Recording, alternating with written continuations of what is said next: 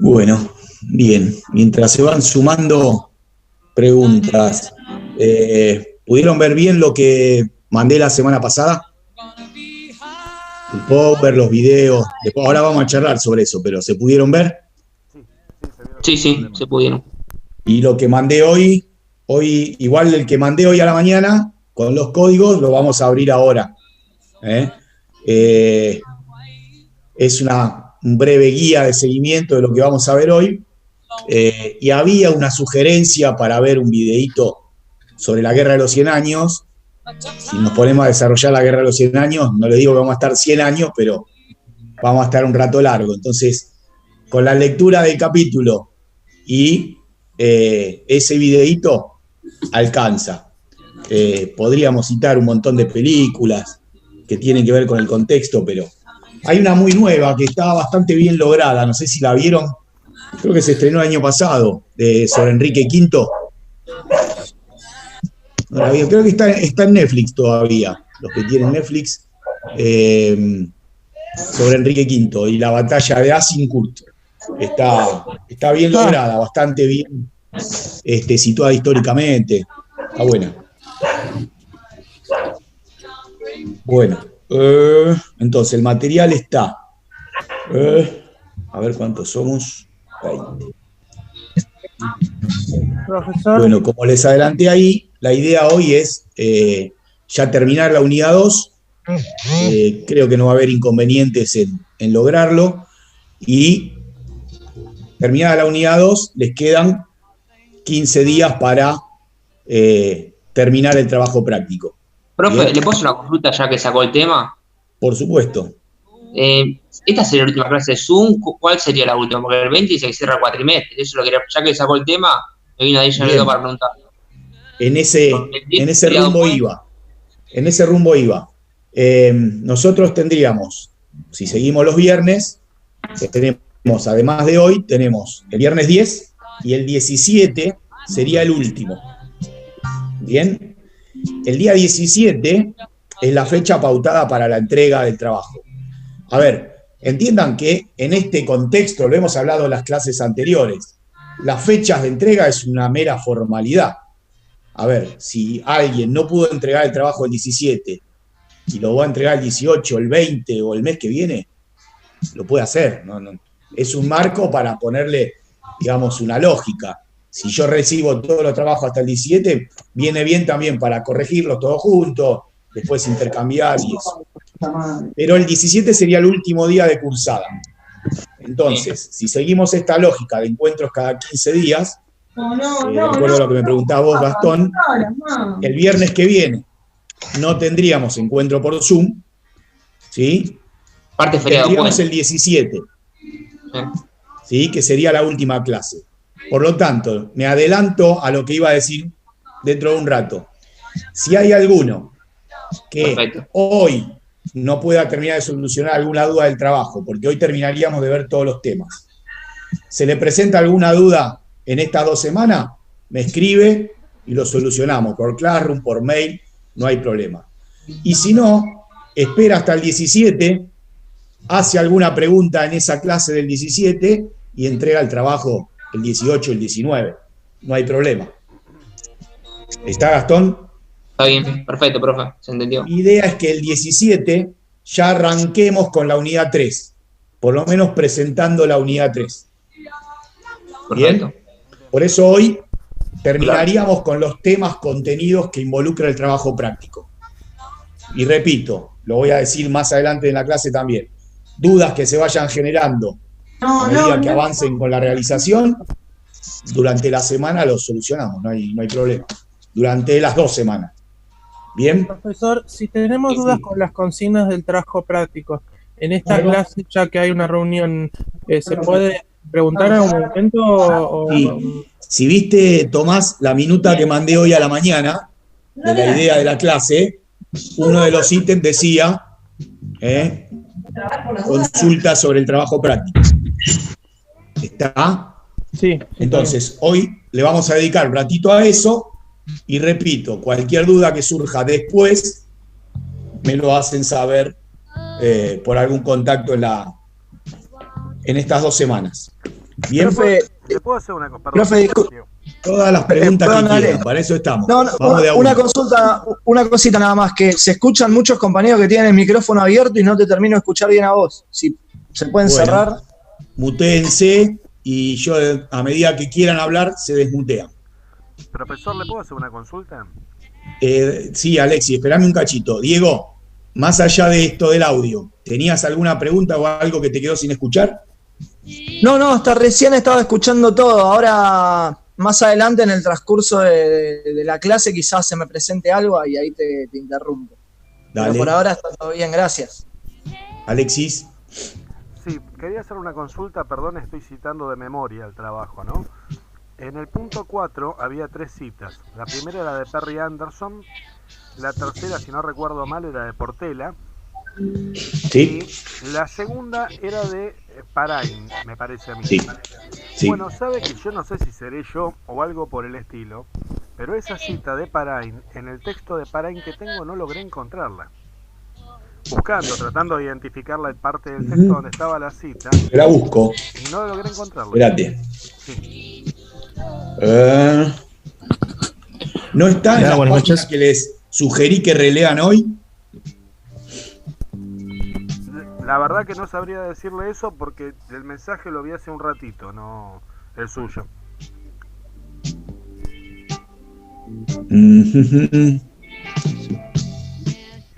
Bueno, tendría que buscarla puntualmente. Profe. ¿Alguno la encontró y nos ayuda? Profe, perdón. Sí. Volviendo a lo que decía recién Diego, usted puede silenciar a los compañeros porque si no, no se escucha bien. Y bueno, y si alguien quiere hablar, que de última que se silencie, porque si no, no se escucha nada. Por lo que veo están todos silenciados. Ahora sí, gracias. Sí. Bien. Tendría que buscarla la cita, pero a ver, vamos a hacer una cosa, Alexis. Avancemos con la clase, después le vamos a dedicar un especial atención a eso y veo si la encuentro. La verdad que no, de memoria no la tengo, la tendría que haber citado con página. No, yo en realidad le preguntaba porque llegué a pensar que existía un segundo texto de Parain que yo no tenía. No. Eso, porque mire que las otras dos las localicé después de cierta búsqueda y esta lo miré el texto varias veces, que para peor es de los más cortitos, y no tuve forma de encontrarla. O sea, la cita textual. Sí, a ver, vos leíste hasta la página 47, que era lo que correspondía, ¿no? ¿De Parain se refiere? Sí. Sí, la 47 es la última que tengo. Está bien. Bueno, ahora lo reviso bien. Puede ser que esté en el capítulo que sigue.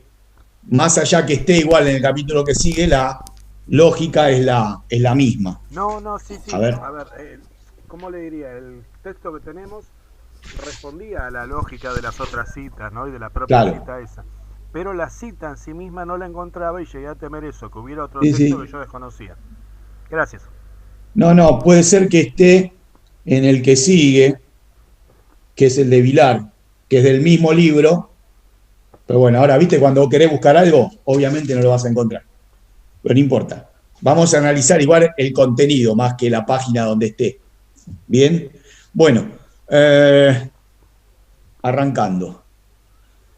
Yo les compartí el viernes pasado, esperen acá, les compartí un power que refería a las inquietudes culturales. ¿Lo pueden ver ahí? Sí, se ve perfecto. Bueno, a ver, no hay ningún punto del trabajo práctico que haga hincapié en esto, lo di como un complemento, y me pareció que el aporte de la película sintetizaba un poco esto para trabajarlo de otra manera, ¿no es cierto? Si alguno pudo ver esos fragmentos y pueda comentar algo desde esas preguntas que planteaba, estas preguntas. Esperen, esas. Podemos ir de atrás para adelante.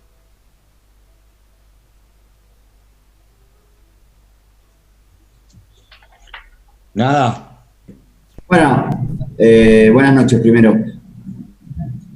En principio, lo que se deja ver o lo que se intenta demostrar en la película es cómo el acceso al conocimiento está vedado en algún sentido, no está, digamos, abarcando a la mayoría, ni mucho menos, e incluso ni siquiera a la minoría, digo, hay textos absolutamente vedados. La realidad es que la historia del conocimiento durante la Edad Media se muestra cómo está trazada a partir de la óptica cristiana, digo, toda la resignificación platónica, primero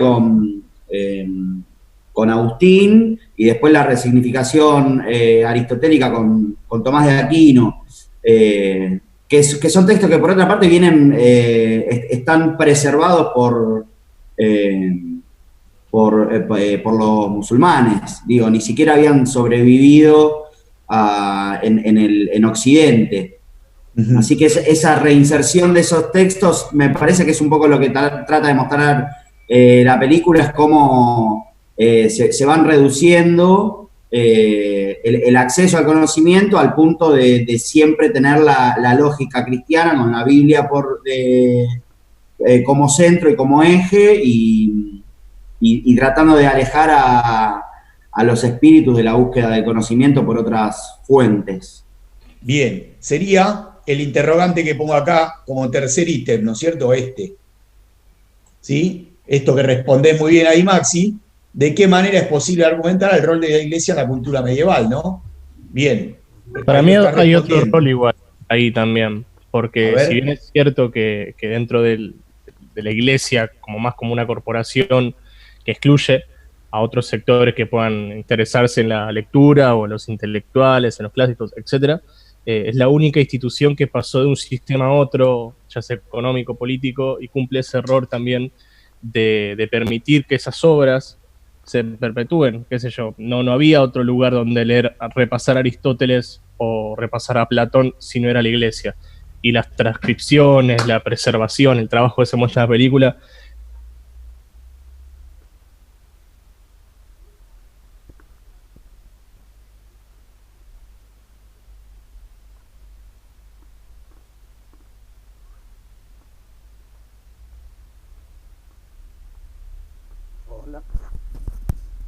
Hola.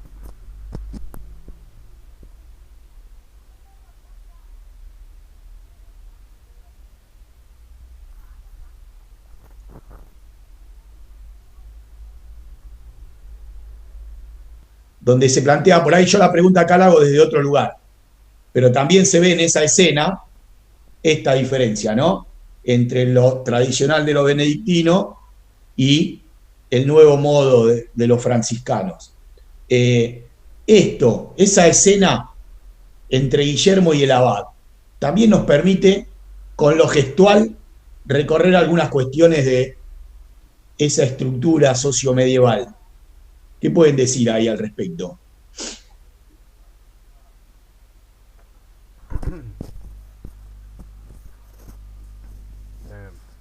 Desde los gestos, ¿no? Ese saludo con el beso, el anillo, ¿no?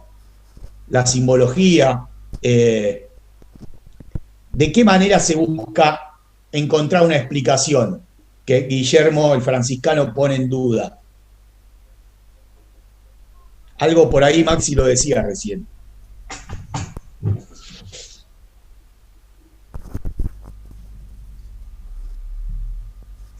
Digamos, la explicación es una explicación natural, ¿no es cierto?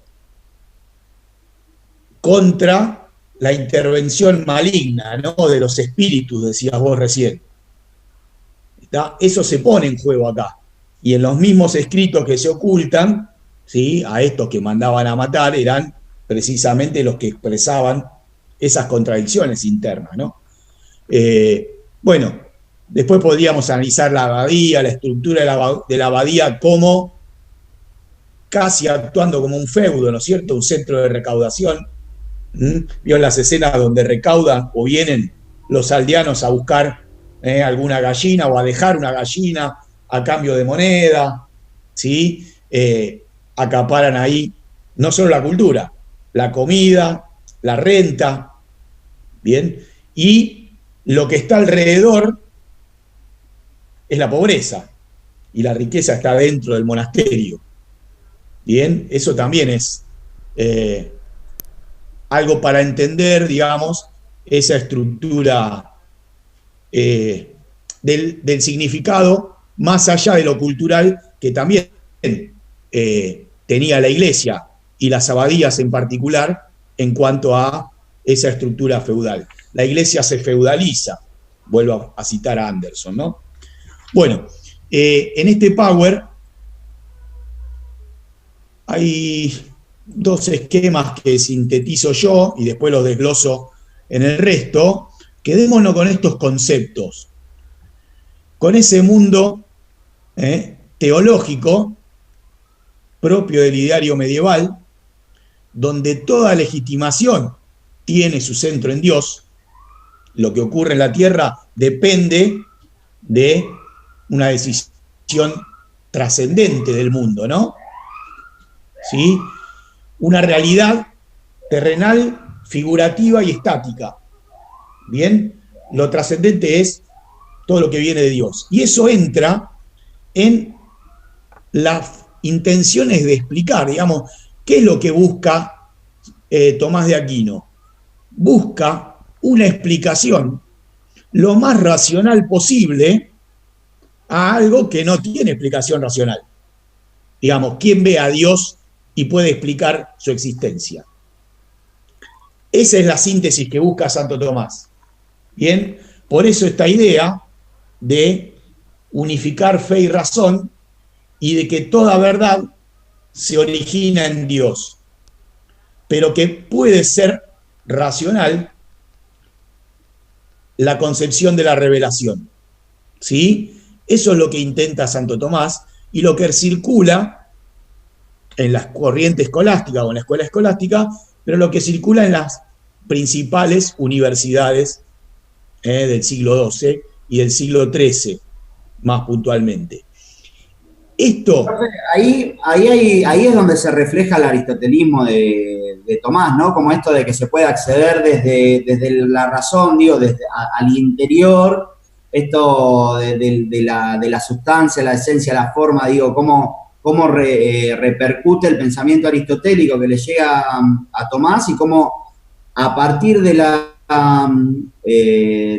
razón puede comprender realidades divinas que para el neoplatonismo quizás están más vedadas por su perfección, su inmanencia, su trascendencia, que no puede ser explicada, pero el giro, por lo menos a mí me resulta interesante el giro tomista, digo, en este sentido, que a partir de ahí se puede acceder a Dios desde la razón, bien, y no solamente de la fe. Exactamente, es precisamente eso lo que suma. Por eso su texto es la suma teológica. Lo que suma es el conocimiento humano a través de la razón, pero todo origen reside en la fe. ¿Sí? Y ahí toma también, que vos lo decías, fíjate esto que está acá, lo toma de Agustín. Esto es agustiniano. El hombre comprende para creer y cree para comprender, decía San Agustín. Y acá Santo Tomás le agrega esta vuelta aristotélica, como bien decís vos, y lleva a que el origen en la fe, el aporte humano del conocimiento y la razón, tiene como llegada final la virtud. El que logra esto es el virtuoso. Esto también es aristotélico. ¿Se acuerdan? La ética de la virtud. Bueno, no nos vamos a meter ahí mucho en la filosofía, pero esto es lo que intenta Santo Tomás. Ahora, nosotros desde la historia, más que de la filosofía, ¿cómo analizamos esto en contexto? Como una necesidad en el seno de la Iglesia de pretender explicar algo que ya empieza en la sociedad a generar ciertas dudas. Esa legitimación de la que hablamos de los tres órdenes empieza a cuestionarse. Bien, dice por lo tanto acá la Iglesia tiene que ver en este caso. Claro, esa teoría empieza a cuestionarse o a haber ciertas dudas, y lo que intenta el tomismo y la corriente escolástica es una vuelta o una suma a esa legitimación. Bueno, sí, a ver, entra el hombre, interviene la razón, pero toda fuerza motora se origina en Dios. ¿Bien? Toda causa eficiente se origina en Dios. Quien llega a comprender eso, que obviamente van a ser unos pocos, son los verdaderos virtuosos. Yo tenía esto del siglo XIII... Te podía preguntar. ¿Cómo? Yo tenía una duda sobre eso justo ahora que se mete con este tema, porque estuve leyendo Duby, que me había quedado atrasado con esa lectura, y tiene que ver con esto. No tengo problema con cuando divide entre el rey y el episcopado y la concepción tripartita del mundo.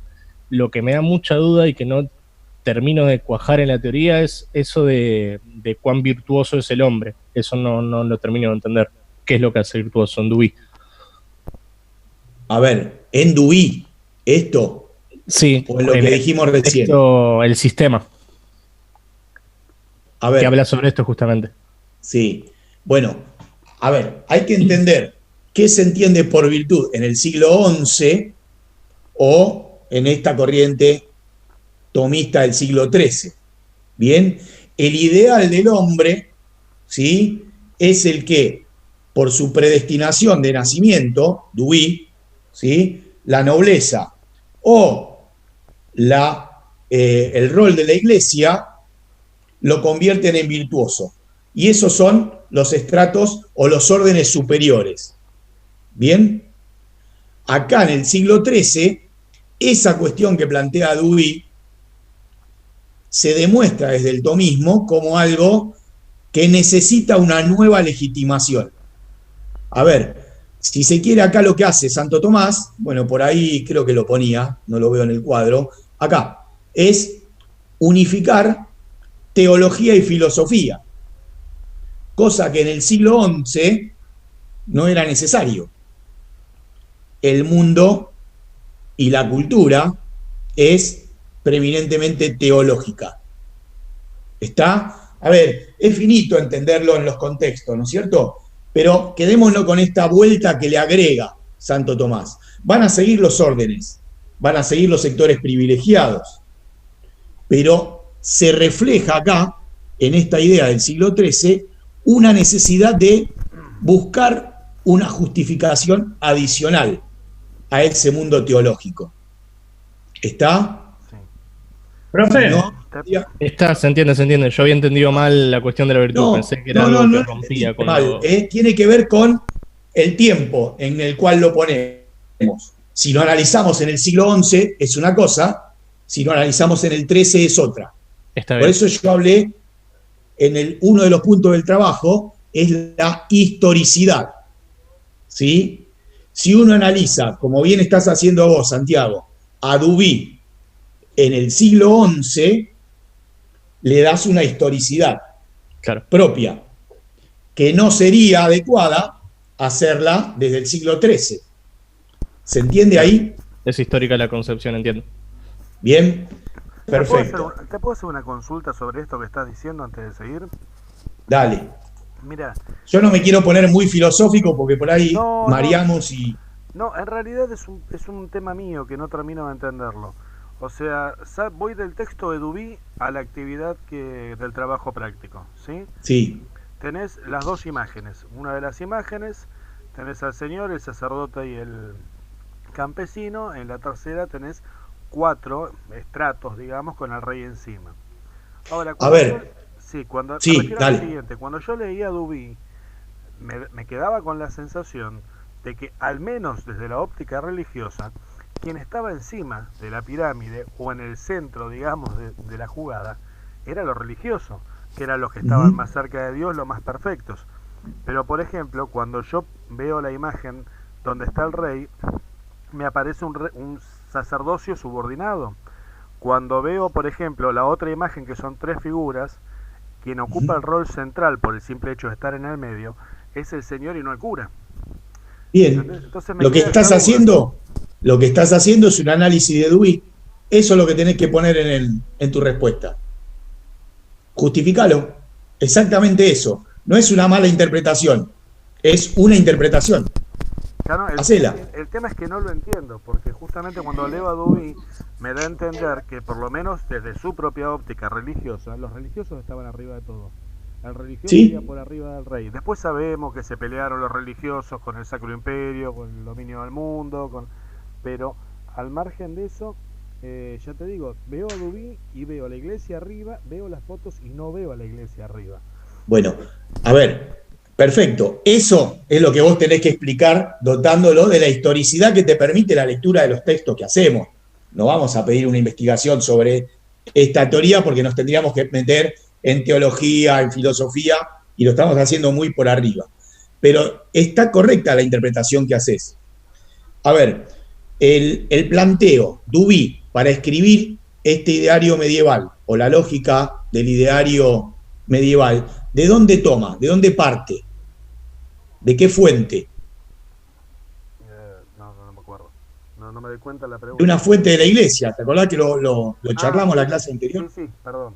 Sí, razón, es un poema que un miembro de la iglesia le escribe al rey de Francia.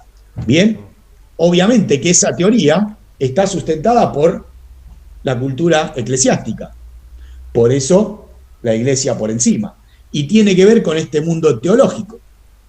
Bien, ahora, cuando vos vas a documentos, y podemos ir a Carlomagno, o podemos ir a Federico Barbarroja, o a Felipe II de Francia, y van a poner como preeminencia lo terrenal, al rey. Quizás, profe, esa segunda foto yo la interpreté, mi interpretación fue que si bien aparecen encima, puede ser un fortalecimiento de la monarquía en el siglo XIII, y esa es la manera de ponerlo así, también. Podría ser otra justificación, bien, ¿está? Nosotros estamos interpretando posible. Obviamente nuestros análisis van a ser muy diferentes a lo que pueda hacer un niño o niña de segundo año de la secundaria, donde ahí uno por ahí lo que busca es ver, ¿sí?, la división o la estratificación de la sociedad. Más allá que quien esté arriba o quien esté abajo, hay privilegiados y quienes sostienen a los órdenes privilegiados. Eso es lo que uno busca en la secundaria. Ahora, la historicidad que ustedes pueden hacer, ¿sí?, todos la están haciendo. Leila, Alexi, Santiago, Maxi, ¿está? Yo lo que voy a ver acá o lo que voy a buscar en la corrección es cómo lo justifica. Nada más que eso. ¿Está, Alexis? ¿Seguro? Sí. Bien, bueno. Vamos a ver también, cuando ustedes avancen en la lectura, cómo la iglesia, desde ese lugar fuerte que hablábamos recién, también es víctima en el siglo XIV de las crisis, de la crisis general, y empieza a resquebrajarse, producto de las guerras, producto de la crisis económica y de la decaída de la recaudación, producto de las guerras y los bandos por los que ocupan, y así como la iglesia es muy fuerte, junto con el rey de Francia, a principios del siglo XIII, aprovechando la crisis del Sacro Imperio, por ejemplo, en el XIV empieza a debilitarse. ¿Y cómo se manifiesta eso? Más allá de lo teórico, filosófico que planteamos acá, que también se va a mostrar cuando las corrientes franciscanas, no solo Guillermo, el que aparece en la película, sino Scott o Oakham, hacen un planteo donde directamente critican a la escolástica. Y ya están presagiando una nueva mirada que va a venir en el siglo XV. ¿Sí? Esas rupturas desde la estructura de la Iglesia se muestran en las fracturas papales. Si alguno avanzó en la lectura, va a ver que llega un momento donde hay 3 papas que son contemporáneos, ¿sí? En Roma, en Aviñón, ¿sí? Eso muestra, por un lado, la crisis de la Iglesia estructural, que después va a trascender, igual, ¿no? Con fuerza. Y también el rol político que juega la Iglesia. ¿Bien? Bueno, no quiero profundizar mucho en eso, ¿eh? En la clase estaba ahí desarrollado. Vamos al de hoy. No, tengo que dejar de y volver, si no, no lo van a ver. Vuelvo. Acá. ¿Se ve ahí el esquema?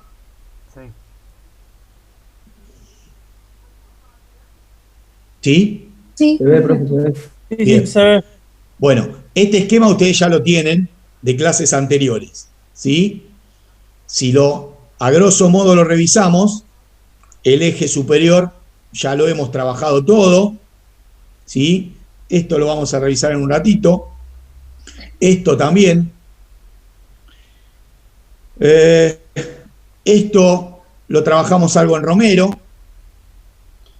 Y esto está planteado para hoy. Lo que nos va a quedar para más adelante sería lo que tiene que ver con la península ibérica y la expansión marina. ¿Bien? Lo mismo que con la periodización comparada. Nosotros estábamos en el siglo XIII, la clase anterior, y ahora ya, en la clase de hoy, avanzaríamos sobre el siglo XIV. Bueno, a esta cronología de monarquías, yo les agregué al final, esperen que la busco, acá, está un poco desprolija porque está viejita, la tengo que actualizar, pero sería la continuidad desde el siglo XIV hasta el siglo XVIII. Si ven el eje superior, sigue con Inglaterra, ¿sí? Llegando al siglo XVIII con la Revolución Gloriosa, el final de los Plantagenet, los Tudor, Estuardo, esto lo veremos más adelante. Y en Francia, el cambio de monarquía de los Capetos a los Valois y luego los Borbones hasta la Revolución Francesa. Y acá borramos, si la comparamos con la anterior, borramos al Sacro Imperio, porque ya no lo vamos a entender más desde el siglo XIII, XIV como monarquía, sino como una suerte de principados disgregados, pero sí aparece un nuevo actor monárquico importante, que es España, cuando se unifiquen a partir de la Reconquista y cómo los distintos reinos ibéricos se van a ir unificando, ¿no? Castilla, Aragón, Navarra, etcétera. Bueno, y acá tenemos, que ustedes por ahí ya lo conocen más de Americana del año pasado, los Austrias, ¿no? Los Austrias mayores, los menores, hasta los Borbones del siglo XVIII. Y luego les agrego acá una muy minuciosa periodización del papado, ¿sí? Esto anecdótico, no creo que tengamos tiempo de verlo, pero sí cuando avancemos más adelante con las guerras de religión y cómo la Iglesia tiene que ver con las rupturas y las cercanías en las distintas monarquías, lo recorreremos. Bien, por ahora a ustedes lo que les va a servir es esta última parte del fin de los Plantagenet y la Guerra de las Dos Rosas, el cambio dinástico entre Lancaster y York, y la primera etapa de los Valois, porque tiene que ver con el contexto de la Guerra de los 100 años. Bien. Bueno, siguiendo acá. Esto lo dijimos. ¿Dónde estamos temporalmente? Acá. Siglo XIV. Eduardo III y los últimos capetos. ¿Alguno pudo ver el videíto o leer algo de la Guerra de los 100 años? O aunque sea esto que pongo acá. ¿Nones? No, perdón, ya digo, lo vi tarde el mensaje. Pregunté por eso alguno. Bueno. Sí, el video, profe, decía que en realidad había durado más de 100 años y que se dieron como diferentes enfrentamientos. No es que fue una guerra que duró 100, sino eran diferentes enfrentamientos en diferentes Está. En realidad también es difícil ponerle cronología porque si bien el último tratado de 1453 marca el fin de la guerra, hay todavía tratados posteriores que podrían llevar hasta el 75, 1475 como fin de la guerra. Sí, por lo tanto, que llegaban algunos acuerdos, algunos tratados y después tampoco se cumplían. Bien. Bueno, a ver, ¿por qué yo hago esta pequeña síntesis acá? Hay algunas cuestiones que se desprenden del video, obviamente complementada con la bibliografía. Porque la Guerra de los 100 años, más allá de no pretender que ustedes conozcan todos esos vaivenes, ¿sí? Más allá de algún fanático, es entender que sus causas demuestran la crisis preexistente en la Europa feudal, ¿sí? La peste es un agregado también a la crisis preexistente. Los tres autores que ustedes tienen para trabajar este periodo, el de la crisis del siglo XIV, coinciden en lo mismo, que ya se presagia en el momento de apogeo feudal una crisis, y que producto de esa crisis se dan las guerras, como esta, ¿sí? Y que la peste es un agregado al contexto de crisis. Si bien algunos autores lo van a analizar de manera diferente, Anderson desde un lugar, Portela desde otro, en la generalidad coinciden en esto, ¿sí? La crisis ya viene dándose, ¿por qué? Salgo de acá para que no se confundan. La crisis, en el momento de apogeo, aparenta una teoría contradictoria, ¿no? Vamos a volver a conectarnos y lo amplío. Porque si no se va a cortar. Bueno. Perfecto. Dame un minuto para guardar la grabación, Diego, por favor.